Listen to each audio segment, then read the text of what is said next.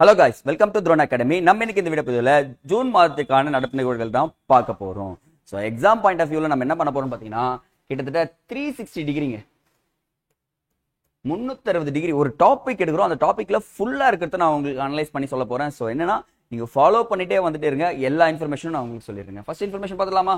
பாருங்க, தமிழ் புதல்வன் திட்டம் அப்படின்ற ஒரு திட்டத்தை அறிவிச்சிருக்காங்க. ஃபர்ஸ்ட் இந்த ஸ்டோரி கேட்டுக்குங்க. சார், நம்ம வந்து பாத்தீங்கன்னா 6th இருந்து 12th வரைக்கும் படிச்சு முடிச்சிடுறாங்க மாணவர்கள். அதுக்கப்புறம் என்ன பண்றாங்க, உயர்கல்வி சேர்க்கைக்கு போறாங்க மாணவர்களும் மாணவிகளும். சோ இவங்க ரெண்டு பேருக்குமே பயன்படக்கூடிய விதத்துல 2 ஸ்கீம் கொடுத்திருக்காங்க.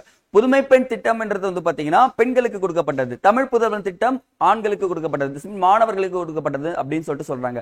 மாதந்தோறும் 1000 ரூபாய் அவங்க வங்கி கணக்குல டைரக்டா போடுவாங்க. இந்த டைரக்ட் பெனிஃபிட் ஸ்கீம் சொல்லுவாங்க தெரியுங்களா, அப்படி டைரக்டா போட்டுறாங்க. சோ 1000 rupees வாங்கிட்டு என்ன பண்ணலாம், உயர்கல்வியில நீங்க படிச்சுட்டே இருங்க அப்படின்னு சொல்லிட்டு சொல்றாங்க. சோ இந்த இன்ஃபர்மேஷன் பாருங்க, 2024 ஆகஸ்ட் முதல் தமிழ் புதல்வன் திட்டம் தொடங்கப்பட உள்ளதாக கூறப்படுகிறார்கள். பாருங்க, இந்த இடத்துல அரசு பள்ளியில் பயிரணும் என்ன கிரைடீரியா பாருங்க, நீங்க கவர்மெண்ட் ஸ்கூல்ல தான் படிச்சிருக்கணும். அதுலயும் முக்கியமா பாருங்க 6th to 12th எந்த மீடியம்ல படிச்சிருக்கணும்னா தமிழ் மீடியம்ல படிச்சிருக்கணுங்க. இதுதாங்க விஷயம். 6th to 12th என்ன பண்ணிருக்கணும், தமிழ் மீடியத்துல படிச்சிருக்கணும் அப்படின்னு சொல்லிட்டு சொல்றாங்க. சோ அவங்களுக்கு மாதம் தோறும் எவ்வளவு கொடுக்குறேன், நான் 1000 ரூபாய் கொடுக்குறேன்னு சொல்லிடுறாங்க. சோ அப்ப எக்ஸாக்டா நான் சொன்ன பாத்தீங்களா, மாணவிகளுக்கும் என்ன கொடுக்குறாங்க, 1000 ரூபாய் கொடுக்குறான்னு சொன்னாங்களா. அங்க பாருங்க, புதுமை பெண் திட்டம் வந்து பாத்தீங்கன்னா 5/9/2022 அப்பதான் கொடுக்கப்பட்டது. சோ இவங்களுக்கு என்ன பண்ணிருக்காங்க, 1000 ரூபாய் கொடுக்கப்பட்டிருக்கு. இதன் மூலமா நம்மளுடைய கிராஸ் என்ரோல்மெண்ட் ரேஷியோன்னு சொல்லுவாங்க தெரியுங்களா, நம்ம உயர்கல்வி சேர்க்கை விகிதம் வந்து பாத்தீங்கன்னா தமிழ்நாடு தான் ஃபர்ஸ்ட் பிளேஸ்ல இருக்காங்க. நோட் பண்ணுங்க, உயர்கல்வி சேர்க்கையில தமிழ்நாடு எத்தனை வருதுன்னா ஃபர்ஸ்ட் பிளேஸ் இருக்காங்க. எல்லாருமே என்ன பண்ண ஆரம்பிச்சிட்டாங்க, படிச்சிருக்காங்க. மினிமம் எல்லாரும் ஒரு டிகிரி வச்சிருக்காங்கன்றத சொல்லியிருக்காங்க. ஒரு நல்ல விஷயம் தாங்க. கல்விக்காக முன்னெடுத்து எடுக்கக்கூடிய நடவடிக்கைகள் அனைத்தும் நல்லதுதான். இது ஒரு நல்ல ஸ்கீம்ங்க. அடுத்தது பாருங்க,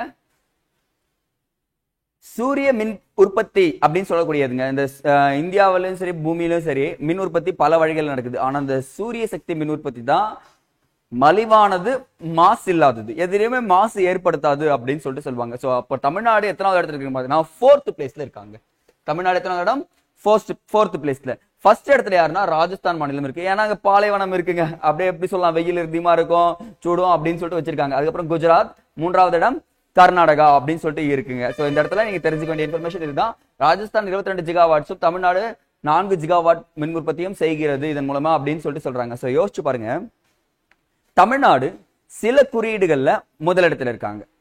அந்த குறியீடுகள் இங்கேயே நீங்க எழுதிக்கணும், வேற எங்கேயும் போய் எழுதக்கூடாது. பாருங்க, ஃபர்ஸ்ட் வறுமை ஒழிப்புல யார் இருக்காங்கன்னா, இங்க எடுத்துங்க,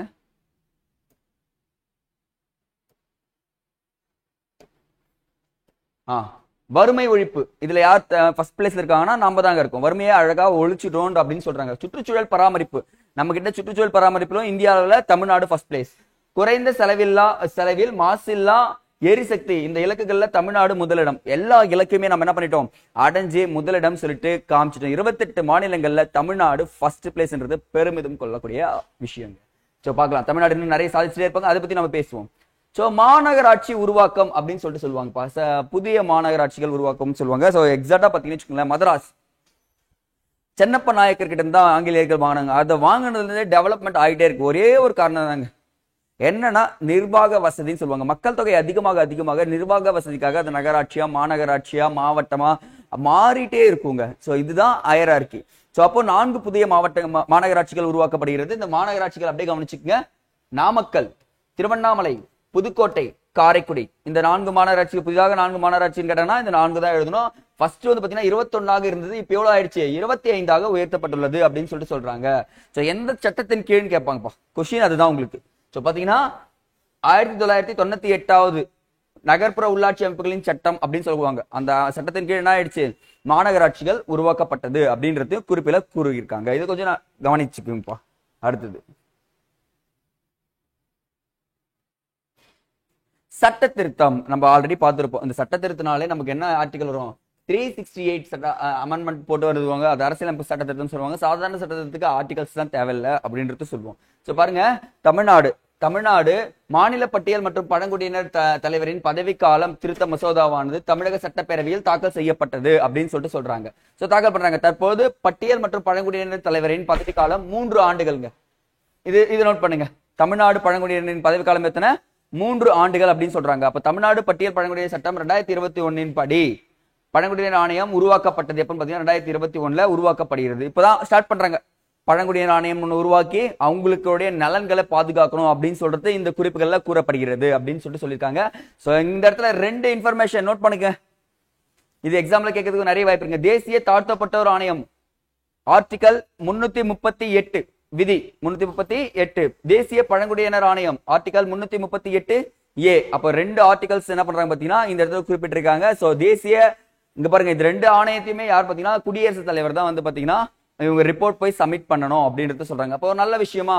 சோ இதுல உங்களுக்கு தெரிஞ்சுக்க வேண்டியது என்னன்னு பாத்தீங்கன்னா 3 ஆண்டுகள். இதை மட்டும் நல்லா தெளிவா தெரிஞ்சுங்க. இதுதான் கொஸ்டினா கேட்கறதுக்கு வாய்ப்பு இருக்கு. அடுத்தது மதுவிலக்கு சட்ட மசோதா அப்படின்னு ஒண்ணு கொண்டு வராங்க. சோ நம்ம அப்படியே மதுவிலக்கு நம்ம ஹிஸ்டாரிக்கல்ல பார்க்கலாம். கல்லுக்கடை மறியல்ல இருந்து பெரியார்ல இருந்து எல்லாரையும் பார்க்கலாம். பெரியார் கிட்டத்தட்ட ஒரு 500 தென்னை மரங்களே வெட்டிட்டு இருக்காருன்னு சொல்லுவாங்க மதுவிலக்குக்காக. சோ ஆனா நமக்கு தெரிஞ்சுக்க வேண்டியது சில இந்தியாவில 28 மாநிலங்கள்ல குறிப்பிட்ட மாநிலங்கள்ல முழுமையாக தடை பண்ணப்பட்டிருக்கு மதுவிலக்கு. சோ திருத்த மசோதாவை கொண்டு வராங்க. டேட் ரொம்ப முக்கியங்க, இயர் முக்கியங்க. பாருங்க, தமிழ்நாடு மதுவிலக்கு சட்ட திருத்த மசோதாவை சட்டப்பேரவையில் நிறைவேற்றப்பட்டதுன்னு சொல்றாங்க. சட்டத்தின்படி கள்ளச்சாராயம் வழக்குகளில் ஏற்படும் மரணங்களுக்கு காரணமானவர்களுக்கு ஆயுள் தண்டனை மற்றும் 10 லட்சம் ரூபாய் வரை அபராதம் பெறப்படும். ஆக்சுவலா வந்து என்ன சொல்றாங்கன்னா, கள்ளச்சாராயம் குடிக்கிறவனுக்கு பிரச்சனை கிடையாது. காசுலாம் பாத்தீங்களா, அவங்களுக்கு நான் என்ன பண்ணிடுறேன், ஆயுள் தண்டனை கொடுத்துட்றேன், 10 வருஷம் அபராதம் 10 லட்சம் அபராதம் காட்டிடுறேன் அப்படின்னு சொல்றாங்க. பட் ஆனா அது தடுப்பாங்களான்னு தெரியாது. ஆனா இந்த மது விலக்கு சட்டம் 1937 ஆண்டு கொண்டு வரப்பட்டது அப்படின்றத சொல்றாங்க. நம்ம நல்லா ஞாபகம் வச்சுக்கணும். சோ 1937 தான் மதுவிலக்கு தமிழ்நாடு மதுவிலக்கு சட்டம் கொண்டு வராங்க. சோ இனி வரைக்கும் என்ன இருக்கு, கள்ளச்சாராயம்ன்றது பரவி காணப்படுது. அதுக்காக கொண்டு வரப்பட்ட சட்டம் தான் இதுங்க. அடுத்தது ஐம்பெரும் விழா பற்றி மேலும் சில தகவல்கள் அப்படின்னு சொல்லுவாங்க. சோ ஐம்பெரும் விழானா ஒண்ணுமே இல்லைங்க, ஸ்மார்ட் வகுப்புகள் இருக்கு பாத்தீங்களா, கொடுத்துருக்காங்க பாருங்க. ஸ்மார்ட் வகுப்பறைகள் தொடங்கப்பட்டுள்ளதுன்னு சொல்றாங்க. கிட்டத்தட்ட 22,931 இடத்துல தமிழ் பாடப்பிரிவில் 100க்கு 100 மதிப்பெண்கள் எடுத்த 43 மாணவர்களுக்கு பரிசுகள் வழங்கப்படுதுங்க. கிட்டத்தட்ட 10,000 ரூபாய் வரைக்கும், நீ 100க்கு 100 தெரியா 10,000 ரூபாய் எடுத்துட்டு போயிட்டே அப்படின்னு பரிசுகள் கொடுக்கப்பட்டிருக்குன்னு சொல்லியிருக்காங்க. சோ நல்ல விஷயம். இதன் மூலமா என்ன தமிழ் வளர்க்கப்படும் அப்படின்ற ஒரு குறிப்பும் கூறப்பட்டிருக்கு. பள்ளிகளில் 100% தேர்ச்சி வெற்றி பெற்ற தலைமை ஆசிரியர்கள் இருக்காங்க பாத்தீங்களா, அவங்க எல்லாருக்குமே விருதுகள் கொடுக்கப்படுது. சார் இது ஒரு நல்ல விஷயமா இருக்கு பாருங்க. நீ 100% நீ ரிசல்ட் காமிச்சிட்டீங்கன்னா உங்களுக்கு நான் என்ன பண்றேன், விருதுகள் கொடுத்து கௌரவிக்கப்படுகிறேன் அப்படின்னு சொல்றாங்க. சோ இதுவும் ஒரு நல்ல விஷயமா கொண்டு வந்திருக்காங்க. அடுத்ததுங்க, சோ இது எக்ஸ்ட்ரா இன்ஃபர்மேஷன் நோட் பண்ணிக்கங்க. ஜோதி விச் அப்படின்றவங்க FICC ஃபிஸ் என்ற ஒரு அமைப்பு ஞாபகம் இருக்குங்களா? ஃபிஸ் என்ற அமைப்பு எப்ப தோன்றுச்சுன்னு சொல்லிட்டு கரெக்டா 34 திட்டக்குழு வேண்டும் சொல்லியிருப்பாங்கல்ல. அந்த அமைப்பின் இயக்குனராக யார் வந்திருக்காங்க பாத்தீங்கன்னா ஜோதி விச் நியமனம் செய்யப்பட்டுள்ளார். இங்க கொடுத்துருக்காங்க பாருங்க, federation of Indian chambers commerce industry. Abbreviation கேட்டாங்கன்னா ஈஸியா எடுத்துணும். இதுக்கெல்லாம் நீங்க டைமே எடுத்துக்கூடாது.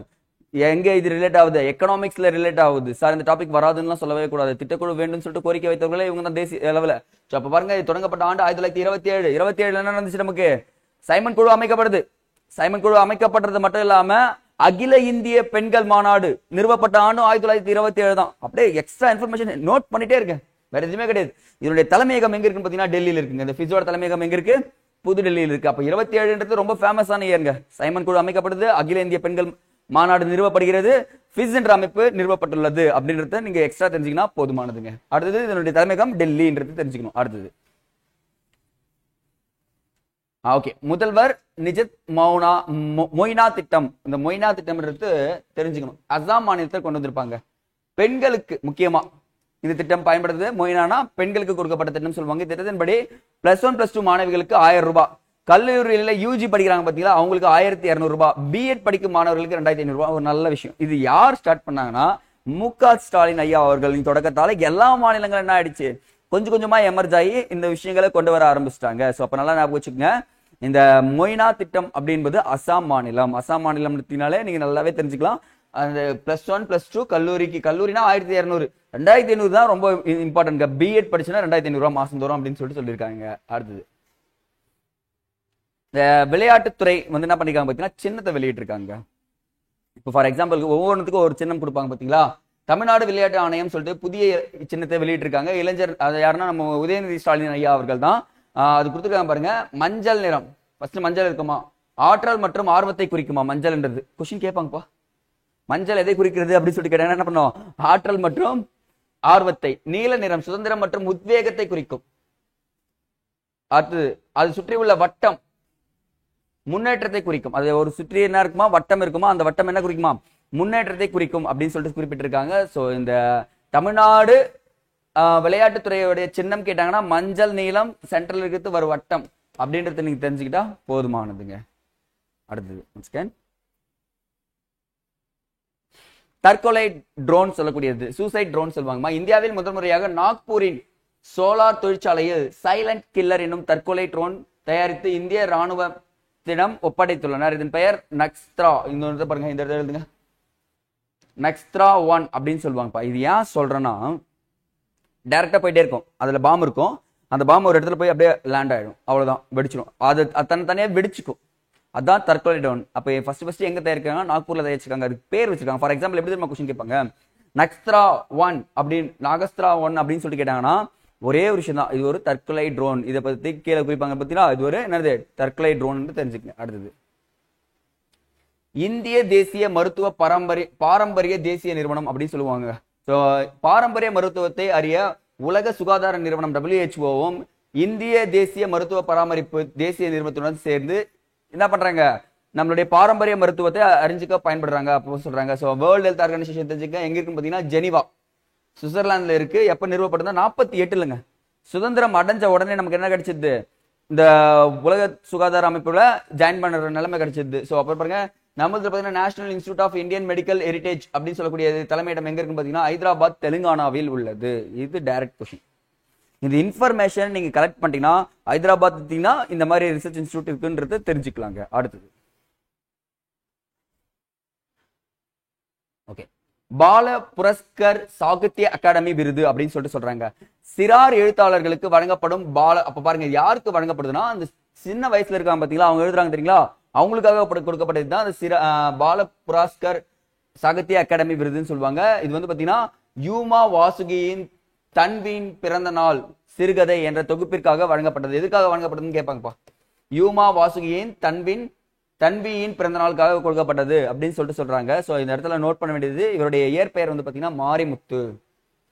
2007 காசகியின் இதிகாசகம் என்ற மலையாளத்திலிருந்து தமிழ் மொழிபெயர்த்ததற்காக சாகித்ய அகாதமி விருது பெற்றுள்ளார் அப்படின்னு சொல்லிட்டு சொல்றாங்க. சோ இதுதான் நீங்க தெரிஞ்சுக்க வேண்டிய எக்ஸ்ட்ரா இன்ஃபர்மேஷன் அப்படின்றது சொல்றேன். சோ எக்ஸ்ட்ரா இன்ஃபர்மேஷன் கொடுத்துட்டே இருப்பேங்க. சோ துப்பாக்கி சுடும் போட்டி, போலீஸ் அப்படின்னாலே ஒரு கம்பீரம். அது நம்ம தமிழ்நாட்டு போலீஸ்னா எப்பவுமே ஒரு சல்யூட் அடிச்சுட்டே இருக்கணுங்க. ஃபார் எக்ஸாம்பிள் பாருங்க, காவல்துறை சார்பில் முதல் முறையாக பெண்களுக்கு இங்க கொடுத்துருக்கேன் பாருங்க, பெண்களுக்கான துப்பாக்கி சுடும் போட்டியானது செங்கல்பட்டு, ஒத்திபாக்கம் ஆகிய இடங்கள்ல என்ன பண்றாங்க நடத்தப்பட்டதுன்னு சொல்லிட்டு சொல்றாங்க. 1973 தொடங்கிய பெண் காவல்துறை. அப்ப பாருங்க, பெண் காவல்துறை, மகளிர் நிலையம் வேற, பெண் காவல்துறைன்றது வேற. 73 தொடங்கப்பட்டது. மகளிர் காவல் நிலையம் தாங்க இது. தொடங்கப்பட்ட உடனே 50 ஆண்டுகள் நிறைவேறிச்சா பாருங்க. 73 இப்ப என்ன போயிட்டு இருக்கு, 2023, கிட்டத்தட்ட 50 வருஷம் ஆயிடுச்சு சார் கேப்ல. இந்த 50 வருஷத்தை போற்றத்தக்க வகையில பெண்களுக்கு என்ன பண்றாங்க, துப்பாக்கி சூடும் போட்டி இருக்கிறாங்க, அதுல ஜெயிச்சிருக்காங்க, அவங்களுக்கு பரிசு கொடுத்திருக்காங்க. தற்போது காவல்துறையில் 21% பெண்கள் பணிபுரிகிறார்கள். பெண்களே ஒரு காலத்துல என்ன பண்ண மாட்டாங்க, பணிபுரிய மாட்டோம்னு சொன்ன இடத்துல காவல்துறையிலும் பெண்கள் சாதிப்பார்கள் என்பதை இதுல காமிச்சிருக்காங்க. சோ நீங்க தெரிஞ்சுக்கணும்னா கிட்டத்தட்ட 50 வருஷம் ஆயிடுச்சு. அப்ப எக்ஸ்ட்ரா இன்ஃபர்மேஷன் பாருங்க, கலைஞர் கருணாநிதி பாத்தீங்கன்னா மகளிருக்கென தனி காவல் பிரிவை உருவாக்குறாரு. எப்பனா 1973. ஜெயலலிதா அம்மையார் என்ன பண்றாங்கன்னா மகளிர் தனி காவல் நிலையமே கொண்டு வராங்க. 1992 1000 விளக்கு பகுதியில கொண்டு வந்திருக்காங்க. இதாங்க இன்ஃபர்மேஷன். எந்த பகுதின்னு சொல்லி கேட்பாங்க, 1000 விளக்கு. தமிழகத்தின் முதல் பெண் டிஜிபி யாருன்னு பாத்தீங்கன்னா லத்திகா சரண், 2009. டிஜிபின்றது வேற. முதல் பெண் ஐபிஎஸ் ஆபீசர் யாருன்னா கிரண் பேடி. அப்ப பாருங்க 2 இன்ஃபர்மேஷன் ஆயிடுச்சு. அப்ப பெண்கள் சாதிச்சுட்டே இருக்காங்கன்றத தமிழ்நாடு எல்லாத்துலயும் தெரிய வைக்கிறாங்க. அடுத்ததுங்க, நீதிபதிகள் நியமனம் அப்படின்னு சொல்லிட்டு சொல்றாங்க. அதனுடைய தொடர்புடைய செய்திகளும் நிறைய கொடுத்திருக்கேன். சோ இங்க பாருங்க, உச்சநீதிமன்ற நீதிபதியாக ஆர்.கே. மகாதேவன், என் கோட்டீஸ்வர் சிங் நியமனம் செய்யப்பட்டுள்ளார்கள் அப்படின்னு சொல்லிட்டு சொல்றாங்க. ஆர்.கே. மகாதேவன் எங்க இருந்தார் பாத்தீங்கன்னா, இதுக்கு முன்னாடி சென்னை உயர்நீதிமன்றத்தின் பொறுப்பு தலைமை நீதிபதியாக பணியாற்றியவர். கோட்டீஸ்வர் எங்க இருக்காருன்னு பாத்தீங்கன்னா ஜம்மு காஷ்மீர் மாநிலத்துல லடாக் உயர்நீதிமன்றத்துக்கும் நீதிபதியாக பணிபுரிந்தவர் என்று சொல்றாங்க. இந்த மணிப்பூர் நீதிமன்றத்திலிருந்து நீதிபதியாக உச்ச நீதிபதியாக நியமிக்கப்பட்ட முதல் நபர் யாருன்னா இவர் தாங்க. மணிப்பூர்ல பணியாற்றி அந்த இடத்துல இருந்து வந்த ஒரு முதல் நீதிபதி யாருன்னு சொல்றாங்கன்னா இவர் பேர் தான் கோட்டீஸ்வரன் சிங் தான் சொல்லலாம். அடுத்தது குழந்தை தடுப்பூசி அப்படின்னு சொல்லிட்டு கொண்டு வராங்கப்பா. கவனிங்கம்மா. சாதாரண சார் குழந்தை தடுப்பூசின்னு பாத்தீங்கன்னு வச்சுக்கோங்களேன். 2023ஆம் ஆண்டில் குழந்தைகளுக்கு தடுப்பூசி செலுத்தப்பட்ட பட்டியலில் இந்தியா 2வது இடம் பிடித்துள்ளது. கொஸ்டின், குழந்தை தடுப்பூசியில இந்தியா எத்தனாவது இடம் சொல்லிட்டு கேட்பாங்க. 2nd பிளேஸ்ல இருக்குன்னு சொல்றாங்க. இந்த பட்டியலில் நைஜீரியா முதல் இடத்துல இருக்கு. குழந்தைகளுக்கு தடுப்பூசி போட்டு குழந்தைகள் இறப்பு விகிதத்தை நான் குறைச்சே ஆவேன் அப்படின்றதுல நைஜீரியா தாங்க ஃபர்ஸ்ட்ல இருக்காங்க. உண்மையே சொல்ல போனா 2ண்ட்ல தான் யார் இருக்கும், இந்தியா தான் இருக்குன்னு சொல்லி சொல்றாங்க. இந்த தகவலை வழங்குது யாருன்னா உலக சுகாதார அமைப்புன்னு சொல்லுவாங்க பாத்தீங்களா, இவங்க WHO-வும் யூனிசெஃப் அப்படின்னு சொல்லக்கூடிய அமைப்பும் இணைந்து வெளியிடுறாங்க. அப்ப நாங்க தெரிஞ்சுக்க வேண்டியது, அதிக குழந்தைகளுக்கு தடுப்பூசி செலுத்தும் நாடுன்னு பாத்தீங்கன்னா நைஜீரியா. 2nd பிளேஸ்ல யார் இருக்காங்க, இந்தியா இருக்கிறார்கள் அப்படின்னு சொல்லிட்டு சொன்னா போதுமானதுங்க. அடுத்து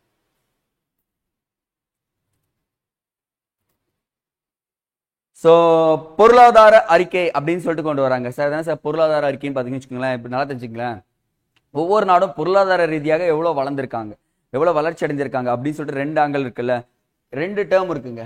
ஜிடிபி, ஜிஎன்பி அப்படின்னு சொல்லிட்டு 2 டேர்ம் இருக்கு. ஜிடிபினா ஒரு ஆண்டில் ஒரு நாட்டின் புவியியல் எல்லைக்குள் தயாரிக்கப்பட்ட மொத்த பண்டங்களின் மதிப்பு, மதிப்புன்ற பணம், சரிங்களா. ஜிஎன்பினா ஒண்ணு இல்ல, வெளிநாட்டு பிளஸ் இது அப்படியே எழுதிட்டு பிளஸ் வெளிநாட்டு பணம், ஃபாரின் மணின்னு சொல்லுவாங்களா, ஷார்ட்டா முடிச்சுக்கலாம், ஃபாரின் மணி. இதை கொண்டு வந்து சேர்த்தா இது இந்த ஜிஎன்பில வந்துடுது. ஸோ ஆனா இந்தியா ஜிடிபியில் இப்போ எத்தனாவது பிளேஸ் இருக்கும் பார்த்தீங்கன்னா 5th பிளேஸ் இருக்கும். புக்ல 7th இருக்கும், அதெல்லாம் அடிச்சிருங்க. 5th பிளேஸ்க்கு வந்துட்டோம். வந்த உடனே நிகழ நிதியாண்டில் பொருளாதார வளர்ச்சியில் கிட்டத்தட்ட 6.5 7.5 வரை இருக்கும் என அறிவிக்கப்பட்டிருக்காங்க. ஸோ இந்திய பொருளாதாரம் வளர்ச்சியை எட்டும் சொல்லிட்டு சொல்லியிருக்காங்க. இது சொன்னது யாருன்னா IMF-ங்க, இன்டர்நேஷனல் மானிட்டரி ஃபண்ட். உருவாக்கப்பட்ட ஆண்டு ரொம்ப முக்கியங்க. இதனுடைய ஹெட் குவார்டர்ஸ் எங்க இருக்குன்னு சொல்லிட்டு கொஸ்டின் கேட்டிருக்காங்கப்பா. Washington DC. கொஸ்டின் பாரு, 2 முறை கேட்டிருக்காங்க. இன்டர்நேஷனல் மானிட்டரி ஃபண்டோடைய ஹெட் குவார்டர்ஸ் எங்க இருக்கு அப்படின்னு சொல்லி கேட்கிறப்ப என்ன சொல்லணும், வாஷிங்டன் DC தான் போடணும். அடுத்தது சோ நிலையான வளர்ச்சி இலக்குகள் சொல்லுவாங்க, சஸ்டைனபிள் டெவலப்மெண்ட் கோல்னு சொல்லிட்டு சொல்லுவாங்க தெரியுங்களா. இது பல முறை கொஸ்டின் கேட்பாங்க. பாருங்க 2024 23 சரி 23 24 படி தமிழ்நாடு மாநில நிலையான வளர்ச்சி இலக்குகள் சொல்லிட்டு பட்டியலில் எத்தனாவது இருக்கு பாத்தீங்கன்னா 78 மதிப்பெண்களுடன் 3வது இடத்தில் இருக்காங்க. ஸோ இந்தியா லெவல்ல 28 ஸ்டேட்ல நம்ம எத்தனாவது பிளேஸ்ல இருக்குன்னா சஸ்டைனபிள் டெவலப்மெண்ட் கோல்ஸ்ல 3rd பிளேஸ்ல இருக்குன்னு சொல்றாங்க. முதல் 2 இடங்கள் முறையே உத்தரகாண்ட், கேரளா இருக்கு. எப்பவுமே உத்தரகாண்ட் இருப்பாங்க. உத்தரகாண்ட் இப்ப ரொம்ப டெவலப் ஆனதால தான் இப்படி வந்தாங்க. ஒரு காலத்துல உத்தரகாண்ட்ன்றதும் டெவலப் ஆகாத ஒரு ஸ்டேட்டா தான் இருந்துச்சு. என்ன ஆயிடுச்சு, சட்டன் ஆஃப் ஸ்டேஜ்ல பயங்கர ஃபண்ட் அவங்களுக்கு சென்ட்ரல் கவர்மெண்ட் கொடுக்க என்ன ஆயிடுச்சு, இவங்களும் வளர்ந்து வந்துட்டுன்னு சொல்லிட்டு சொல்றாங்க. ஸோ இந்த கேரளா 2nd பிளேஸ்ல இருக்காங்க. நம்ம ஆனா எத்தனை பிளேஸ் இருக்கோம் சஸ்டைனபிள் டெவலப்மெண்ட் இண்டெக்ஸ்ல 3rd பிளேஸ்ல இருக்கோன்றதை தெரிஞ்சுக்குங்க. அடுத்தது ஸோ 13 இலக்குகளை நம்ம முன்ன வச்சிருக்கோம்னு சொல்லிட்டு சொல்றாங்க, ஞாபகம் வச்சுக்கோங்க. அடுத்தது ஸோ எக்ஸாக்டா இந்த உச்சநீதிமன்ற நீதிபதிகள் நியமனம் தொடர்புடைய செய்திகள் கொஞ்சம் மிஸ் ஆயிடுச்சுங்க, அது இங்க ஆட் பண்றேன், கவனிச்சுக்கிறீங்களா. சோ விதி இதுதான் கொஸ்டினை கேட்பாங்க. விதி 124 உச்சநீதிமன்றம் பற்றியது, 125 நீதிபதிகளின் சம்பளம் பற்றியது, 126 பொறுப்பு தலைமை நீதிபதி, 127 தற்கால நீதிபதிகள் நியமனம், 128 ஓய்வு பெற்ற நீதிபதி நியமனம். வழக்குகள் அதிகமாக இருக்கும் போது என்ன பண்ணலாம், ஓய்வு பெற்ற நீதிபதிகளை நம்ம திருப்பி எடுத்துட்டு வந்து சேர்க்கலாம் அப்படின்னு சொல்லிட்டு சொல்றாங்க. 130 உச்சநீதிமன்றம் செயல்படும் இடங்கள் சொல்லிட்டு சொல்லுவாங்க தெரியுங்களா. அப்போ ஒரே ஒரு உயர்நீதிமன்றம் என்ன பண்ணலாம், உச்சநீதிமன்றம் டெல்லியில மட்டும் தான் இருக்கு, அது எங்க வேணா மாத்திக்கலாம் அப்படின்றதும் இருக்கு. பட் ஆனா என்ன பண்ணுவாங்க, டெல்லியில மட்டும் தான் வச்சிருப்பாங்கன்றது சொல்லிடலாம். அடுத்தது சிகரம் தொடும் திட்டம் ரொம்ப ரொம்ப இம்பார்ட்டன்ட்ங்க. இந்த திட்டத்தை அப்படியே நீங்க என்ன பண்ணணும், மனப்பாடம் தான் பண்ணி ஆகணும். அப்படியே கவனிச்சு நான் கரெக்டா சொல்லிடுறேன். கிராமப்புறம் மற்றும் பின்தங்கிய பகுதியில் உள்ள திறமை வாய்ந்த கிட்டத்தட்ட 1000 மாணவர்களை கண்டுபிடித்து திறன் பயிற்சி அளிக்கப்படுங்க. அதுதாங்க சிகரம் தொடும் திட்டம். சார் உங்ககிட்ட ஒரு திறமை இருக்கு, அந்த திறமை என்னன்றதை நான் கண்டுபிடிக்கிறேன், ஒரு 1000 பேர் செலக்ட் பண்றேன், அந்த 1000 பேருக்கு என்ன பண்றேன், நிதி உதவி பண்ணி உனக்கு என்ன டெவலப் பண்ற பண்ணிக்கோ. இது நம்ம எக்ஸாக்டா பாத்தீங்கன்னு வச்சுக்கோங்க, பிரதான் மந்திரி கௌசல் விகாஸ் யோஜனா. நோட் பண்ணுங்க, பிரதான் மந்திரி கௌசல் விகாஸ் யோஜனா அப்படின்ற ஒரு ஸ்கீம் படிச்சீங்கன்னா அதே தான் இங்க என்ன கொண்டு வந்திருக்காங்க. இந்த முதல்வர் வந்து பாத்தீங்கன்னா கொண்டு வந்திருக்காரு. இந்த திட்டம் நான் முதல்வன் திட்டத்தின் கீழ் செயல்படும் அப்படின்னு சொல்லிட்டு சொல்லியிருக்காங்க. இப்ப நான் முதல்வன் திட்டம் கொண்டு வரப்பட்ட ஆண்டு கொஸ்டின் கேட்பாங்கப்பா, மிஸ் பண்ணவே கூடாது. கிட்டத்தட்ட 22 தான் கொண்டு வந்திருக்காங்க நான் முதல்வன் திட்டம் அப்படின்றது தெரிஞ்சுங்க. அடுத்தது முத்ரா திட்டம் ரொம்ப ரொம்ப இம்பார்ட்டன்ட் திட்டம், முத்ரா ஸ்கீம் சொல்லுவாங்க. சோ இந்த இடத்துல ஏன் சொல்றேன்னா, முத்ரா திட்டத்தின் கீழ் வழங்கப்படும் அதிகபட்ச கடன் தொகையை 20 லட்சமாக உயர்த்தப்பட்டுள்ளது அப்படின்னு சொல்லிட்டு சொல்றாங்க. என்னது 20 லட்சமா? ஆமாங்க, முத்ரா ஸ்கீம் சொல்லிட்டு ஒண்ணு இருக்கு. இப்ப என்ன பண்றீங்கன்னா, முத்ரா அப்படின்னு போய் ஃபுல் ஃபார்ம் எழுதி வச்சுக்கோங்க. கண்டிப்பா இதுக்கான என்ன பண்ண ஃபுல் ஃபார்ம் எழுதி வச்சுக்கணும். எவ்வளவு லட்சம் உயர்த்தப்பட்டதுன்னு கேட்டா 20 லட்சம். இப்ப டேட்டாஸ் வந்து எப்படி என்ன கேட்கறாங்க, எல்லா டிகிரியிலும் நம்ம படிக்கணும். முத்ரா திட்டம் தொடங்கப்பட்டது 2015ங்க. கொஸ்டினே அதுதான். இந்த முத்ரா ஸ்கீம் 2000 கடன் கொடுக்குறாங்க. முத்ரா திட்டத்திற்கு கடன் சிசுனா 50,000 வரை கடன் கொடுக்குறாங்க. சிசு சின்ன பையன் 50,000. கிஷோர் கொஞ்சம் வளர்ந்துருக்கான், 50,000 5 லட்சம் வரை தரேன். தருண் ரொம்ப வளர்ந்த பையன், 5 லட்சத்துல 10 லட்சம் வரை. அப்ப சிசு, கிஷோர், தருண் அப்படின்ற மூன்றையும் வச்சு என்ன பண்றாங்க, இந்த இடத்துல கடன் கொடுக்குறான் அப்படின்றத சொல்லியிருக்காங்க. அடுத்ததுங்க வரிகள்ங்க. ஏஞ்சல் வரின்னு ஒரு வரி இருக்குங்க, கவனிங்கம்மா. இந்தியாவில் 2024ஆம் ஆண்டு பட்ஜெட்டில் ஏஞ்சல் வரி நீக்கப்பட்டதுங்க. எடுத்துறாங்க. ஏஞ்சல் டாக்ஸ் அப்படின்னு சொல்லிட்டு சொல்லுவாங்க. சாரி, ஏஞ்சல் டாக்ஸ் என்னன்னு ஃபர்ஸ்ட் சொல்லிடுறேன். சூரரை போட்டு படம் பார்த்திருக்கீங்களா? விர்ச்சுவல் இன்வெஸ்டர் அப்படின்னு சொல்லிட்டு சொல்லுவாங்க. உன்னுடைய ஐடியாவை கொடு, அந்த ஐடியாவை வச்சு நான் உனக்கு இன்வெஸ்ட் பண்றேன் அப்படின்னு சொல்லுவாங்க. ஆனா ஏஞ்சல் இன்வெஸ்டர் அப்படி கிடையாது. உன் ஐடியாவை என்கிட்ட கொடு, அந்த ஐடியாவை நான் எடுத்துப்பேன், மாசம் ஃபுல்லா உனக்கு ஃபண்ட் கொடுக்குறேன், சம்பளம் மாதிரி போட்டு கொடுத்துருவேன், அவ்வளவுதான். அந்த ஐடியாவை நான் செயல்படுத்தி அந்த ஃபுல்லாவே ஐடியாவே நானே எடுத்துப்பேன்னு சொல்லுவேன். அப்ப ஏஞ்சல் வரின்றது என்ன பண்ணா, புத்தாக்க நிறுவனங்களில் முதலீடு செய்பவர்களுக்கு விதிக்கப்படும் வரி. அதான் சொன்ன பாத்தீங்களா, புதுசா ஆரம்பிக்க போனா அந்த அது மேல விதிக்கப்படும் வரி. ஆனா 2012 இந்தியாவில் அறிமுகம் செய்யப்பட்டது. ஆனா இப்ப 2024 கிட்டத்தட்ட 12 வருஷத்துல என்ன பண்ணிட்டாங்க, ஓகே இந்த வரியால யாருக்கு லாபம் பாத்தீங்கன்னா ஏஞ்சல் இன்வெஸ்டருக்கு தான் லாபமா இருக்கு, சோ இந்த வரி நான் நீக்கிறேன் அப்படின்னு சொல்லிட்டு நீக்கிட்டாங்க. ஒரு நல்ல விஷயம் தாங்க. அடுத்தது வரி விதிக்கும் அதிகாரம் அப்படின்னு பாத்தீங்கன்னா, அரசியலமைப்பு சட்டத்தின் 2வது அட்டவணையில் 49வது தரத்தின்படி நிலம் மற்றும் கட்டிடங்கள் மீது வரி விதிக்கும் அதிகாரம் மாநிலங்களுக்கு உண்டு என உச்சநீதிமன்றம் தெரிவித்துள்ளது. ரீசெண்டான தீர்ப்புங்க. இந்த தீர்ப்பை நீங்க அப்படியே டேட்டாஸ் எழுதிக்கணும். 2வது அட்டவணையில் 49வது சட்டத்தின்படி என்ன சொல்றாங்க, நிலம் மற்றும் கட்டிடங்களுக்கு வரி விதிக்கும் அதிகாரம் யார்கிட்ட இருக்கு, மாநிலங்களுக்கு தான் இருக்கு. இங்க நான் மத்தியம் கொடுத்திருப்பேன் கொஸ்டின்ஸ்ல. அப்ப என்ன பண்ணக்கூடாது, மத்தியம் போடக்கூடாது, மாநிலம் தான் போடணும் அப்படின்றது சொல்றேன். அடுத்தது கனிம வளங்களின் வரி விதிக்கும் அதிகாரம் மாநிலங்களுக்கும் உண்டு என தமிழ்நாடு, இங்க பாருங்க வழக்கு கேட்பாங்க, தமிழ்நாடு இந்திய சிமெண்ட் வழக்கில் உச்சநீதிமன்றம் தீர்ப்பளித்தது. என்ன சொல்றாங்க, கனிமங்களுக்கு வரி கிடையாது, சென்ட்ரல் கவர்மெண்ட் தான் வரி கட்டுறேன் அப்படின்னு சொன்னாங்க. அப்படிலாம் கிடையாது, ஸ்டேட் கவர்மெண்ட் என்ன பண்ணுவேன், வரி போடுவேன் அப்படின்னு சொல்லிட்டு சொன்னாங்க. சோ அதுதான் இந்தியா சிமெண்ட் வழக்குல சொல்லியிருப்பாங்க. சோ இந்த ரெண்டும் எழுதிக்கங்க, கொஸ்டின் கேட்பாங்கப்பா. சமூக வானொலி நிலையம் அப்படின்னு சொல்லக்கூடியதுங்க. சோ நம்ம வந்து பாத்தீங்கன்னா சின்ன வயசுல ரேடியோ வச்சு சுத்திட்டு இருப்போம். ஆஹா, ரேடியோ சிக்னல் எங்க கிடைக்கும், கொடிக்கமா பார்த்து வச்சுட்டு, ஐயா ஒரு இந்த 93.7 101.5 அந்த மாதிரி எஃப்எம் எதனா ஒன்று சொல்லுங்க அப்படின்னு சொல்லிட்டு வெயிட் பண்ணிட்டு இருப்போம். ஞாபகம் இருக்குங்களா? அது சின்ன வயசு. இப்போ நம்ம கொஞ்சம் பெருசாயிட்டோம். அப்ப என்ன பண்றோம், யூடியூப்ல தட்டுறோம் வருது. அப்போ ஆகாசவாணி அப்படின்னு சொல்றதும் தோன்றப்பட்டிருக்கும். அந்த இதெல்லாமே கொடுத்துருக்கேன். ஓகே பாருங்க, கிட்டத்தட்ட 500வது சமூக வானொலி நிலையமானது ஆப்னா ரேடியோ 19.3 ஆப்னா ரேடியோ 19.3 என்ற பெயரில் மிசோரமில் தொடங்கப்பட்டுள்ளது. கொஸ்டின் கேது எங்க தொடங்கப்பட்டதுன்னு சொல்லி கேட்பாங்க. மிசோரமில் தொடங்கப்பட்டிருக்கு. சோ எக்ஸ்ட்ரா இன்ஃபர்மேஷன் பாருங்க, இந்திய வானொலி ஒலிபரப்பு சேவை மும்பை வானொலி சங்கம் மூலமாக 1923 தொடங்கப்பட்டது. சோ ஈஸியா ஞாபகம் வச்சுக்கணும். அந்த இடத்துல என்ன பார்ட்டி தொடங்கியிருப்பாங்க, சுவராஜ் பார்ட்டி தொடங்கியிருப்பாங்க. சுயராஜ் கட்சி தொடங்கப்பட்ட ஆண்டும் 2023 தான், ஜனவரி 1ங்க. சோ இப்பதான் என்ன பண்ணிருக்காங்க, வானொலி சங்கம் மூலமாக, மும்பை வானொலி சங்கம் மூலமாக வானொலி நிலையம் திறக்கப்பட்டது. 1936ஆம் ஆண்டு அகில இந்திய வானொலி சங்கம் என்றும் அது பேர் மாத்துறாங்க பாருங்க. 57 எக்ஸாக்டா 57 என்ன இருக்குன்னா ஆகாசவாணி எனவும் பெயர் மாற்றம் செய்யப்படுகிறது அப்படின்னு சொல்லிட்டு சொல்றாங்க. சோ 36ல எந்த ஈவெண்ட் இல்ல, ஆனா 57ல ஒரு ஈவெண்ட் இருக்கு. தமிழ்நாடு என பெயர் மாற்றம் வேண்டும் சொல்லிட்டு சட்டசபையில என்ன பண்ணுவாங்க பாத்தீங்கன்னா தாக்கல் பண்ணுவாங்க. யாருன்னா நம்ம திராவிட கட்சியும் சில கம்யூனிஸ்ட் கட்சிகளும் சேர்ந்து, பட் ஆனா காங்கிரஸ் அதை நிராகரிச்சிடும். அப்ப 57 நான் வச்சுங்க. ஆகாசவாணின்னு எப்ப பேர் வந்துச்சு, 57 47 சுதந்திரம் வாங்கின நாம 57 ஆகாசத்துல பறக்க ஆரம்பிச்சிட்டோம். அப்பதான் ஆகாசவாணி. ஷார்ட்கட் கொஞ்சம் என்னவா இருக்கும், கீழே இறங்கி படிச்சாதான் ஷார்ட் கட்டா இருக்கும். ஷார்ட் கட்ன்றது எப்படி படிக்கிறது, நமக்கு பிடிச்ச மாதிரி படிக்கிறது தான். அப்ப ஷார்ட் கட் இப்படிதான் ஞாபகம் வச்சுக்கணும். அடுத்ததுங்க பாரிஸ் ஒலிம்பிக் போட்டி அப்படின்னு சொல்லக்கூடியதுங்க. ஆமாங்க, இப்ப பாரிஸ் ஒலிம்பிக் போட்டி இந்தியாவிலும் நடத்த போறோம் ஒரு காலத்துல. பட் ஆனா பாரிஸ் இந்த பிரான்ஸ் தலைநகரமான பாரிஸில் 33வது பாரிஸ் ஒலிம்பிக் போட்டிகள் தொடங்க உள்ளதுன்னு சொல்றாங்க. கிட்டத்தட்ட 206 நாடுகள் பங்கேற்கிறது. ரஷ்யா, பெலாரஸ் நாடுகள் ஒலிம்பிக் போட்டிகளில் இருந்து பங்கு பெற தடை விதிக்கப்பட்டிருக்கு. அப்ப தடை விதிக்கப்பட்ட நாடுகள் சொல்லி கேட்டா ரஷ்யாக்கெல்லாம் தடை கிடையாது. ஒருவேளை வந்தா ஜெயிச்சிருப்பான், ஆனா அவனுக்கு தடை. ஏன்னா உக்ரைன் கூட போர் புரிஞ்சிட்டு இருக்கான், யார் பேச்சும் கேட்க மாட்டான், நான் எதுக்கு உனக்கு சேர்த்துக்கணும் அப்படின்னு சொல்லிட்டு நீக்கிட்டாங்க.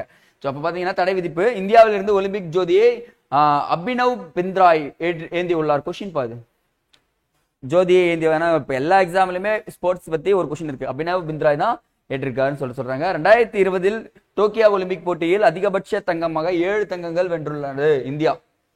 இந்தியா அதிகபட்சமாக இது வரைக்கும் எந்த ஒலிம்பிக்ல பெற்றுச்சுன்னு சொன்னாங்கன்னா 2020 தான். கிட்டத்தட்ட 4 ஆண்டுகளுக்கு ஒரு முறை தான் என்ன நடக்கும், ஒலிம்பிக் போட்டிகள் நடக்கும். இந்த போட்டிகள்ல தங்கம், வெண்கலம், வெள்ளின்னு சொல்லிட்டு பரிசுகள் இருக்கு.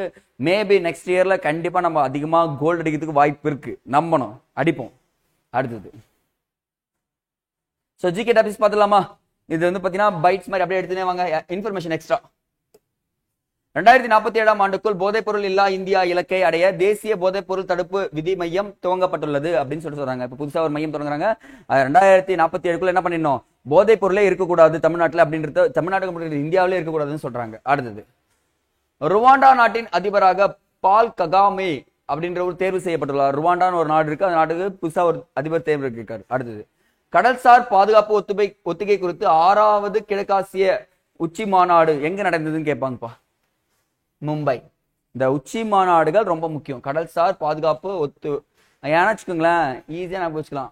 இப்படிதான் வந்தாகணும். குஜராத் பெரிய, 2வது இடத்துல ஆந்திரா இருக்கு, 3வது பெரிய கடற்கரை மாநிலம் தமிழ்நாடு, பக்கத்துல என்ன இருக்கு, மகாராஷ்டிரா, மும்பை அப்படின்றத அப்ப ஈஸியா புரிஞ்சிடும். அடுத்தது 18 வயதுக்கு உட்பட்டவர்களுக்காக வாத்சாலா அப்படின்னு ஒரு புதிய ஓய்வூதிய திட்டமானது மத்திய பட்ஜெட்டில் அறிமுகம் செய்யப்பட்டுள்ளது அப்படின்னு சொல்றாங்க. அப்ப வாத்சாலான்றது என்னன்னு கேட்பாங்க கொஸ்டின். 18 வயதுக்கு உட்பட்டவர்களுக்கு என்ன அது ஓய்வூதிய திட்டம் அப்படின்னு சொல்லுவாங்க. இது ஒன்று ஓய்வூதிய திட்டம் கிடையாதுங்க, அவங்களுக்கான ஸ்கீம்ஸ், காசு கொடுக்குற மாதிரி போட்டிருக்காங்க. அடுத்தது உலகின் சக்தி வாய்ந்த பாஸ்போர்ட் பட்டியலில் இந்தியாவிற்கு 82வது இடம். கொஸ்டின் பாரு, இந்தியாவிற்கு எத்தனாவது இடம் சொல்லிட்டு கேட்பாங்க. 82வது இருக்காங்க. முதல் இடத்துல யாருன்னா சிங்கப்பூர். ஏன் இந்தியாவுக்கு 82வது? சிங்கப்பூர்னா சிங்கப்பூர் இடத்துல போய் வந்துட்டு இருக்கான், நம்மளுக்கு கொஞ்சம் கம்மியா தான் இருக்குன்னு சொல்றாங்க. அடுத்தது ராஷ்டிரபதி பவனில் உள்ள தர்பார் ஹால் கணதந்திர மண்டபத்திற்கு எனவும் அசோக மண்டபம் எனவும் பாருங்க பேர் மாத்துறாங்க. ராஷ்டிரபதியில் உள்ள தர்பார் ஹால் என்பத கணதந்திர மண்டபம் பேர் வைக்கிறாங்க. அசோக ஹால் வந்து பாத்தீங்கன்னா அசோக மண்டபம் அப்படின்னு சொல்லிட்டு பேர் வைக்கிறாங்க. இது வந்து பாத்தீங்கன்னா முகலாயர் தோட்டம் எனவும் அமிர்த உதயான் எனவும் பெயர் மாற்றம் செய்யப்பட்டுள்ளது அப்படின்னு சொல்லிட்டு சொல்றாங்க. ஒவ்வொன்றுக்கும் என்ன பண்றாங்க, பெயர் மாற்றம் செய்யறாங்கன்னு சொல்றாங்க. இந்த இடத்த பாருங்க, ஐநா மாநாட்டில் 59வது நாடாக ஜிம்பாப்வே இணைந்துள்ளது. அப்படின்னா ஐநாவுடைய நீர் மாநாடு, இந்த வாட்டர் சமிட்னு சொல்லுவாங்க தெரியுங்களா, அந்த இடத்துல 54வது நாடாக இணைந்த நாடு ஜிம்பாப்வே அப்படின்னு தெரிஞ்சுக்குங்கப்பா. அடுத்தது எஸ்சிஓ பத்தி நம்ம நிறைய இன்ஃபர்மேஷன் அடுத்த மாதம் பார்ப்போம். அப்ப என்னன்னா எஸ்சிஓ ஷாங்காய் கோஆபரேஷன் ஆர்கனைசேஷன் சொல்லக்கூடியது, ஷாங்காய் ஒத்துழைப்பு அமைப்பு முதல் கூட்டு ராணுவ பயிற்சியானது. இதுதான் கொஸ்டின். இன்டராக்ஷன் அப்படின்னு சொல்லுவாங்க. இன்டராக்ஷன் 24 என்னும் பெயரில் நடத்தப்பட உள்ளது. அப்ப கேட்பாங்க டைரக்ட் கொஸ்டின், இன்டராக்ஷன் 24 அப்படின்பது யார், எந்த அமைப்பின் மூலம் நடத்தப்பட்டதுன்னு கேட்டாங்கன்னா யார் சொல்லிடலாம், எஸ்சிஓ அப்படின்னு சொல்லிட்டு சொல்றாங்க. அடுத்தது பூமிக்கு அருகில் உள்ள புதன்கோளில் அதிக அளவில் வைரம் இருப்பதாக யார் சொல்லியிருக்காங்கன்னா சீனா, பெல்ஜியம் அறிவியல் அறிஞர்கள் சொல்லியிருக்காங்க. இப்போ டெலஸ்கோப் வச்சு பாக்குறாங்களாம், மின்னுதான் வைரம் மாதிரியே மின்னுட்டு இருக்கு அப்படின்னு சொல்லிட்டு சொல்லியிருக்காங்க. அடுத்தது அகில இந்திய கால்பந்து அப்புறம் சம்மேளனம் அப்படின்னு சொல்லக்கூடியது இந்தியா அளவில் சிறந்த கால்பந்து வீரராக விருதினை பெற்றுள்ளார் அப்படின்னு சொல்றாங்க. இந்த விருது யாருக்கு கொடுக்கப்பட்டனா இந்துமதிக்கு கொடுக்கப்பட்டிருக்குங்க. இந்துமதின்றத மட்டும் நோட் பண்ணுங்க, வேற எதுவும் தேவையில்லை. இந்தியாவில் முதல் தேசிய கட்டணமில்லா போதைப் பொருள் எதிர்ப்பு உதவி எண் கேட்பாங்கப்பா. இந்த மாதிரி கேள்வி எல்லாம் இருக்குங்க. 1933. அது என்ன சார், கட்டணமில்லா போதைப் பொருளை எங்கன்னா பயன்படுத்தலாம்னு சொல்லிட்டு சொன்னாங்கன்னா நீங்க அங்க போன் பண்ணி இந்த மாதிரி போதைப் பொருளை அடிக்ட் ஆயிருக்காங்க சொன்னா போதுமானது. 33ல ஒரு ஹிஸ்டாரிக்கல் இருக்கும். யாரு, சூர்யா சென் அப்படின்னு மரணம் எங்க இருக்கு, அவர் கைது பண்ணி மரண தண்டனை கொடுப்பாங்க 33ல. ஸோ இப்போ ஞாபகம் வச்சுக்க, சூர்யா சென்னை பிடிச்ச உடனே என்ன ஆயிடுச்சு, அந்த 33 இயர்ல வந்து பாத்தீங்கன்னா போதைப் பொருள் ஒழிக்கப்படுது அப்படின்னு சொல்லிட்டு ஞாபகம் வச்சுங்க. அடுத்தது உலக விண்வெளி ஆராய்ச்சி மாநாடு தென்கொரியாவில் நடந்தது. கேட்பாங்கப்பா, உலக விண்வெளி ஆராய்ச்சி மாநாடு எங்க நடந்ததுன்னா தென்கொரியாவில் நடந்தது. அதுக்கப்புறம் உலகின் முதல் 3 அடி அச்சிடப்பட்ட எலக்ட்ரிக் ஆப்ரா அப்படின்னு சொல்லக்கூடியது வந்து பாத்தீங்கன்னா துபாயில் அறிமுகம் செய்யப்பட்டது. அந்த துபாய்னு வந்தாலே சில விஷயங்கள் அறிமுகம் செய்வாங்க, அதையும் ஞாபகம் வச்சுங்க. அடுத்தது குஜராத்தில் உள்ள பாலிதானா நகரில் சமண சமய கோவில்கள் அதிகமாக இருப்பதால் அவை அசைவ உணவுக்கு தடை செய்யப்பட்டுள்ளது. ஓஹோ, சின்ன விஷயங்க. கோவில்கள் அதிகமா இருக்கிறதுல அசைவ உணவு தடை செய்யப்படுதான். அப்போ உலக அளவில் அசைவ உணவை தடை செய்த முதல் நகரம் பாலிதானா. இதுதான் கொஸ்டின். உலக அளவில் அசைவ உணவை தடை செய்த முதல் நகரம் என்னன்னா பாலிதானா அப்படின்றத கொஸ்டின்ல சொல்லணும். அடுத்தது பள்ளிகளுக்கு அருகில் உள்ள அதிக காஃபின் எனர்ஜி ட்ரிங்க் இருக்கிற பாத்தீங்களா விற்க தடை செய்யப்பட்டிருக்கு. அப்ப கொஸ்டின் கேட்பாங்க, இந்த எனர்ஜி ட்ரிங்க்லாம் சொல்லுவாங்க தெரியுங்களா, இப்போ காலேஜ் முடிச்சுட்டு ஸ்போர்ட்ஸ் முடிச்சுட்டு சரி ஒரு கிரிக்கெட் விளையாடிட்டு போற பசங்க எனர்ஜி ட்ரிங்க்ஸ் சாப்பிட்றாங்க. அது தடை விதித்த முதல் மாநிலம் கேட்டாங்கன்னா மகாராஷ்டிரா மாநிலம் விதிக்கிட்டு இருக்காங்க. ஏன்னு பாத்தீங்கன்னா கேலோ இந்தியாவில் அதிகமா கோல்டு மெடல் வாங்குறது இவங்க தாங்க. கேலோ இந்தியா விளையாட்டு போட்டியில் அதிகமா ஜெயிக்கிறது யாருன்னா மகாராஷ்டிரா. இந்த டைம் தான் ஹரியானா அடிச்சிட்டாங்க, ஆனா மகாராஷ்டிரா செகண்ட் பிளேஸ்ல தான் இருப்பாங்க. ஸோ எப்படி பார்த்தாலும் மகாராஷ்டிராக்கு என்ன வேணும், கோல்டு மெடல் வேணும்ன்றதுக்காக இந்த எனர்ஜி ட்ரிங்க்லாம் தடை பண்ணிட்டாங்கன்னு சொல்லிட்டு சொல்றாங்க. தென்னாப்பிரிக்காவில் புதிய அதிபராக சீரியல் ராமபோசா அப்படின்றவர் பார்த்தீங்கன்னா நியமனம் பண்ணப்பட்டிருக்காரு அப்படின்றாங்க. அடுத்தது, இந்தியாவில் முதல் முறையாக கர்நாடக அரசு விபத்தில் மரணம் அடைந்த அரசு ஊழியர்களுக்கு 1 கோடி காப்பீடு வழங்கப்படுகிறது அப்படின்றாங்க. யோசிச்சு பாருங்க, மரணம் அடைந்தவங்களுக்கு எவ்வளவு? 1 கோடி காப்பீடு வழங்கிய அரசு கேட்டாங்கன்னா கர்நாடக அரசு. தமிழ்நாடு இந்திய ஜவுளி பொருட்கள் ஏற்றுமதியில் முதலிடத்தில் உள்ளதுங்க. தமிழ்நாடு இந்திய ஜவுளி பொருட்கள் ஏற்றுமதி எத்தனை இடத்துல இருக்கும்? முதலிடத்துல இருக்கும் அப்படின்னு சொல்றாங்க. 2024 ஆகஸ்டில் பல நாடுகள் இணைந்து நடத்த உள்ள கூட்டு விமானப்படை கூட்டு பயிற்சிக்கு தரங் சக்தி என பெயரிடப்பட்டுள்ளது. அப்ப தரங் சக்தினா இந்தியாவில் நடக்க போகுது, ஆனா பல நாடுகள் அங்க கலந்துக்க போறாங்க அப்படின்னு சொல்லியிருக்காங்க. சோ இது நோட் பண்ணுங்க. அடுத்தது, அமெரிக்காவில் பல நாடுகள் இணைந்து சிவப்பு கொடி ரெட் பிளாக் எனும் கூட்டு ராணுவ பயிற்சியை நடத்த உள்ளதாக கூறப்படுகிறது. அப்ப அமெரிக்காவில் பாருங்க, இந்த இடத்துல பாருங்களேன், தரங் சக்தி அப்படின்னா இந்தியா நடத்த போகுது பல நாடுகள். அதுவே பாருங்க, ரெட் பிளாக் அப்படின்னா யார் நடத்த போறாங்க? அமெரிக்காவில் நடத்த போறாங்க அப்படின்னு சொல்றாங்க. இப்ப முதல்ல ரஃபேல் விமானம் இங்க போய் பங்கேற்கப்படுது. ரஃபேல் யார்கிட்ட இருந்து வாங்கணும்? யாருங்க? பிரான்ஸ் கிட்ட இருந்து வாங்கணும். S-400 ஒரு மிசைல் இருக்குங்க. இது ஒரு கொஸ்டின்ங்க. S-400 வந்து பாத்தீங்கன்னா ரஷ்யா என்ற நாட்டுக்கிட்ட இருந்து வாங்கியிருப்பாங்க. ரஷ்யா என்ற ஒரு நாட்டு இருக்குல்ல, அவங்க கிட்ட இருந்து S-400 வாங்கணும். Extra information. இந்தியாவில் முதல் முறையாக ஒடிசா மாநிலமானது இங்கிலாந்தில் உள்ளது போல நிழல் அமைச்சரவையை அறிமுகம் செய்வது. ஷேடோ கேபினெட்னு சொல்லுவாங்க. இந்த ஷேடோ கேபினெட் என்ற முறை யார்கிட்ட இருக்குன்னா இங்கிலாந்துல தான் இருக்கும். இந்தியாவில் ஷேடோ கேபினெட் கிடையவே கிடையாது. பட் ஆனா இந்தியாவில் ஷேடோ கேபினெட்டை அறிமுகம் செய்த மாநிலம் கேட்டீங்கன்னா ஒடிசா. நிழலுக்காக ஓடிட்டான், இப்படி நான் வச்சுக்கோங்க. ஷேடோ கேபினெட் என்னன்னா நிழலுக்காக ஓடினா ஒடிசா அப்படின்றது தெரிஞ்சுக்கணும். அடுத்து, 2050 ஆண்டிற்குள் இந்தியாவில் நகரமயமாக்கலில் 50% மாற உள்ளதுன்னு சொல்றாங்க. இந்தியாவில் எல்லா நகரமும் 50% மாறப்போகுது. எப்போ?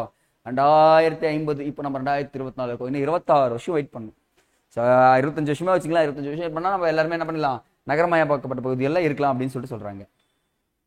ஸோ அப்புறம் பாருங்க, குஜராத்தில் குழந்தை ஒன்று சண்டிபுரா வைரஸினால் பாதிக்கப்பட்டு உயிரிழந்ததாக கூறப்படுகிறது. இந்த சண்டிபுரா வைரஸ் வந்து பாத்தீங்கன்னா கிட்டத்தட்ட 1965 கண்டுபிடிக்கப்பட்டது. மகாராஷ்டிராவில் தான் முதலாக பதிவானது. இப்ப திருப்பியும் அந்த சண்டிபுரா வைரஸ் வந்திருக்குன்னு சொல்லியிருக்காங்க. இந்தியாவில் ஜூலை 21 தில்லியில் முதல் முறையாக உலக பாரம்பரிய குழு கூட்டம் நடைபெறுகிறது. அந்த உலக பாரம்பரிய குழு கூட்டம் அப்படின்றது தான் கொஸ்டின் இருக்கு. அடுத்தது, தமிழ்நாட்டை சேர்ந்த கிரிக்கெட் வீரரான R. அஸ்வின் தனது சுயசரிதத்தை ஐ ஹாவ் தி ஸ்ட்ரீட் எ குட்டி ஸ்டோரி எனும் பெயரில் எழுதியுள்ளார். கொஸ்டின் கேட்பாங்கப்பா. I have the street a குட்டி ஸ்டோரி அப்படின்ற நாவலை எழுதியவர் யாரு கேட்டாங்கன்னா அஸ்வின், ரவிச்சந்திர அஸ்வின் சொல்லிட்டு சொன்னா போதுங்க. நெக்ஸ்ட் ஒண்ணுமே இருக்காது, டேஸ் தான் இருக்கும். அந்த டேஸ் கொஞ்சம் படிச்சு வச்சுக்கோங்க, உங்களுக்கு யூஸ்ஃபுல்லா இருக்கும்ன்றத சொல்லிடலாம். ஸோ நான் இம்பார்ட்டன்ட் டேஸ் மட்டும் சொல்றேன், அதை மட்டும் நோட் பண்ணிக்கிறீங்களா? ஜூன் மந்த்துக்கு தேவையான இம்பார்ட்டன்ட் டேஸ். உலக சுற்றுச்சூழல் தினம். நான் இம்பார்ட்டன்ட் மட்டும் தான் சொல்லுவேன், எல்லாம் சொல்ல மாட்டேன். உலக சுற்றுச்சூழல் தினம் இப்போ June 5. அடுத்து வந்து பாத்தீங்கன்னா செம்மொழியாக அறிவிக்கப்பட்டது. தமிழ் மொழி செம்மொழியாக அறிவிக்கப்பட்டது நம்ம 2004 அறிவிச்சிருப்பாங்க. தினம் கேட்டாங்கன்னா June 6 அப்படின்னு ஞாபகம் வச்சுக்கோங்க. அடுத்தது, குழந்தை தொழிலாளர்கள் தினம் எப்போ? June 12 அப்படின்றது தெரிஞ்சுக்கணும். அடுத்தது, உலக காற்று தினம் June 15. உலக அகதிகள் தினம், சர்வதேச யோகா தினம். கொஸ்டின் கேட்டிருக்காங்க. இதெல்லாமே கொஸ்டின்ஸ். ஒலிம்பிக் தினம் கேட்கறதுக்கு வாய்ப்பு இருக்கு பாப்போம். ஒலிம்பிக் போட்டி போயிட்டு இருக்கிறதால June 23 ஒலிம்பிக் தினம் அப்படின்னு தெரிஞ்சுக்க. போதைப் பொருட்களும் கேட்கறதுக்கு வாய்ப்பு இருக்கு 26 அப்படின்றது தெரிஞ்சுக்க. ஸோ தினங்கள் ஏன் நான் சொல்றேன்னா, தினங்களை வச்சு கொஸ்டின் கேட்டாங்கன்னா நீங்க மிஸ் பண்ணக்கூடாது அப்படின்றத நான் தெளிவா சொல்லிடுறேங்க. ஸோ இந்த வீடியோ பதிவுல ஷார்ட் அண்ட் ஸ்வீட்டா நம்ம என்ன பண்ணோம் பார்த்தீங்கன்னா, ஜூன் மாத நடப்பு நிகழ்வுகள் அனைத்தையும் பார்த்து முடிச்சிட்டோம். ஸோ என்னன்னா, ஸ்டேப் அப்படின்னா நீங்க ரீகால் பண்ணி படிக்க இருக்கிறதுல ஜிகே ஒரு போர்ஷன் படிச்சிடலாம், தமிழ் படிச்சிடலாம், மேக்ஸ் போட்டுடலாம். பட் ஆனால் ஜிகே கரண்ட் அஃபேர்ஸை பொறுத்த வரைக்கும் தெரிஞ்சாதான் அட்டன் பண்ண முடியும். எலிமினேஷன் மெத்தட் கூட நம்ம பயன்படுத்த முடியாது, ஏன்னா அது படிச்சாதான் அட்டன் பண்ணக்கூடிய டாபிக்ன்றதால தயவு செஞ்சு கொஞ்சம் ரீகால் பண்ணி வச்சுக்கோங்க. அது உங்களுக்கு யூஸ்ஃபுல்லா இருக்குன்றது சொல்லிட்டு விடைபெறுகிறேன். நன்றி.